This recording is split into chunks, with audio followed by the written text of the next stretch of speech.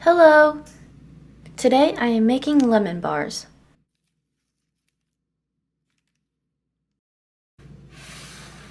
In a bowl, add a half cup of softened butter, a quarter cup of powdered sugar, and 1 cup of sifted flour. Mix until combined. Prepare an 8-inch square pan by either greasing it or lining it with parchment paper. Press the crust mixture evenly into the pan. If it's too sticky to handle with a spatula, you can use your hands to press it in. I like to press the sides up slightly to create a higher crust edge, but that's just my personal preference. Once the crust is evenly flattened, it's ready for the oven. Bake at 350 degrees Fahrenheit or 175 degrees Celsius for 20 minutes or until the bottom is golden brown. Meanwhile, let's make the filling.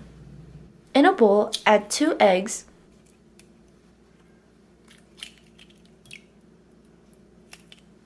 1 cup sugar, 3 tablespoons of lemon juice,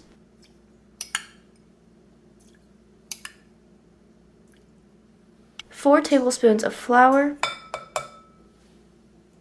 and a half teaspoon of baking powder. Mix until fully combined and smooth. When the crust is done baking, pour the filling mixture evenly over the hot crust. Return the pan to the oven and bake at 350 degrees Fahrenheit or 175 degrees Celsius for 25 to 30 minutes, or until the top looks set and slightly porous. After removing it from the oven, allow the lemon bars to cool completely. This step is essential for cutting clean slices.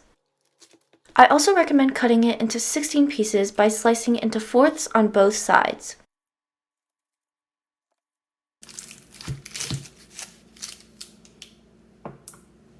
And finally, dust with powdered sugar before serving.